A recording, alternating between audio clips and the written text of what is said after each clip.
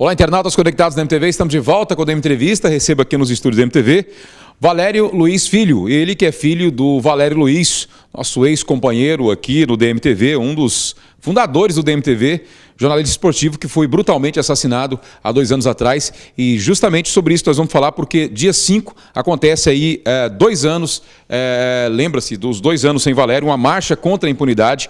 E, Valério, tudo bem? É um prazer recebê-lo aqui.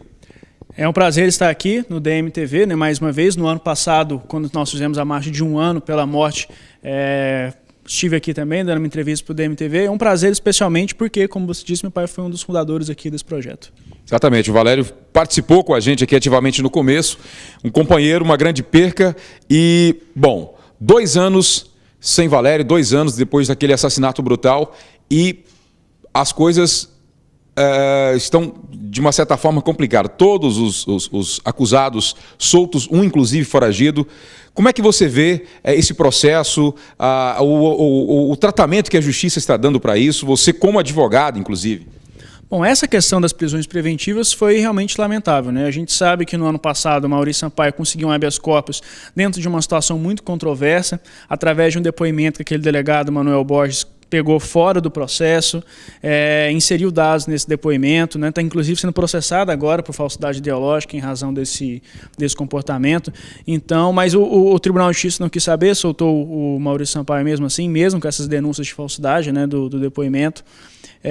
Após a soltura do Maurício Sampaio, todos os outros réus foram soltos também, e um deles acabou evadindo do país, né, que é o Marcos Vinícius, um açougueiro, que foi o que tinha delatado todo mundo e que hoje, inclusive, está na lista de procurados aí da Interpol. Mas, por outro lado, a gente está conseguindo avanços no processo, no sentido de que as investigações foram concluídas, né, ainda em fevereiro do ano passado.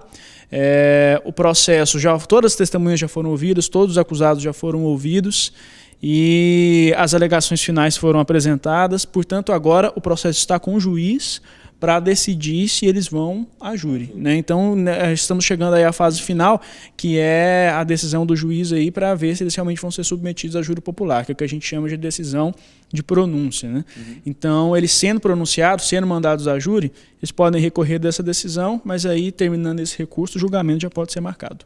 Você tem mais ou menos pela experiência que você já tem, você tem mais ou menos uma noção de quando isso possa acontecer, quando o juiz possa definir se eles vão para júri popular e quando isso possa vir a acontecer depois de esgotar os recursos?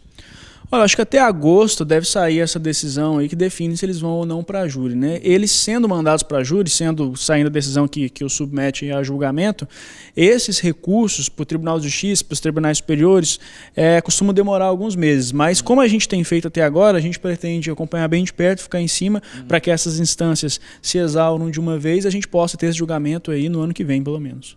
Bom, a luta do Valério Filho é a luta de tantas outras pessoas, de tantas outras famílias que passam por esse problema. Inclusive, eu estava até vendo no seu Facebook, você colocou no seu Face esses dias, acho que ontem, o título de uma matéria que saiu no jornal aqui em Goiânia sobre a quantidade de assassinatos que aconteceu no mês anterior em Goiânia, que realmente é uma coisa assustadora, a violência que está em Goiânia, né? Sim, né? Segundo a capa do jornal, tinham 80 homicídios, né, em um mês em Goiânia. Então, realmente não é uma coisa normal e é preciso averiguar para ver o que está acontecendo. Esse argumento de que a bandidagem está solta e o único argumento é aumentar o policiamento ostensivo para poder pegar, a resposta não é essa, né? A gente tem que fazer uma análise mais aprofundada mesmo, porque está na cara que o problema da segurança pública em Goiás é mais profundo que isso. Bom, dia 5, portanto, você vai estar então fazendo mais uma marcha, lembrando os 2 anos aí da morte do Valério. Essa marcha contra a impunidade vai ser no dia 5 às 9 horas, né? Dia 5 de julho, né, que dá no sábado de manhã, às 9 horas da manhã, a gente vai estar lá na Praça Cívica, nós, várias famílias, para fazer essa marcha contra a impunidade, porque eu tenho certeza que um dos aspectos que contribui para a violência aqui no Estado, não só no Estado, mas no Brasil também, é a impunidade, né? A certeza da impunidade, essa morosidade do Poder Judiciário. A pessoa comete um crime hoje, tendo na cabeça dela, se eu for julgado, vai ser daqui a muito tempo. Isso estimula a pessoa a dar vazão a esses impulsos violentos dela. Então a gente tem que repensar aí realmente a legislação, repensar como o judiciário funciona, para que, infelizmente, famílias carentes também são completamente desassistidas nesse sentido. Eles têm seus filhos, irmãos mortos e não tem como ficar acompanhando dessa forma como a gente está acompanhando. Então é realmente uma situação que precisa ser repensada, e essas famílias estarão conosco nesse dia 5 de julho, contra a impunidade, pedindo justiça pelos seus entes queridos, e todos que estão nos vendo aí pela internet estão convidados a acompanhar-nos também. Bom, muito bem, então, no sábado, às 9 horas, saindo da Praça Cívica, né?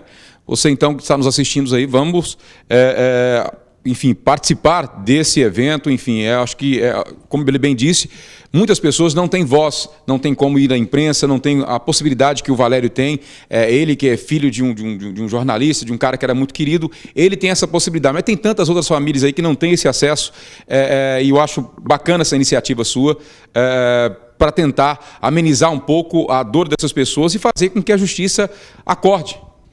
Justamente, né? Eu costumo dizer que o melhor detergente é a luz do dia, né? Que é aquela questão. A partir do momento que as coisas são conhecidas, que as pessoas tomam conhecimento do que acontece, então a possibilidade das autoridades se sensibilizarem, da máquina funcionar melhor, é muito grande. Então, por isso que esses casos têm que ser dado uma publicidade maior. Eu sou a favor também de o próprio Estado exercer um controle maior, especificamente sobre os casos de homicídio, né? A gente sabe que existem toda a gama de crimes aí, mas os crimes que destroem mesmo as famílias, os crimes de maior repercussão social, que as pessoas ficam mais indignadas, são os atentados contra a vida, né? Porque a vida é o bem mais precioso.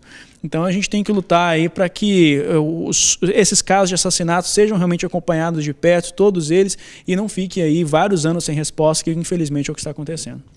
Valério, obrigado pela sua participação. Eu que agradeço. Alex, agradeço a todos aqui do Diário da Manhã a oportunidade de falar mais uma vez, e convido os jornalistas aqui do jornal também a nos acompanharem lá sábado, dia 5 de julho de 2014. Bom, nós ficamos por aqui, você continua na nossa programação. Então, sábado, às 9 horas da manhã, na Praça Cívica, 2 anos sem Valério, a marcha contra a impunidade. Vamos participar. Tchau, tchau, gente. Até lá.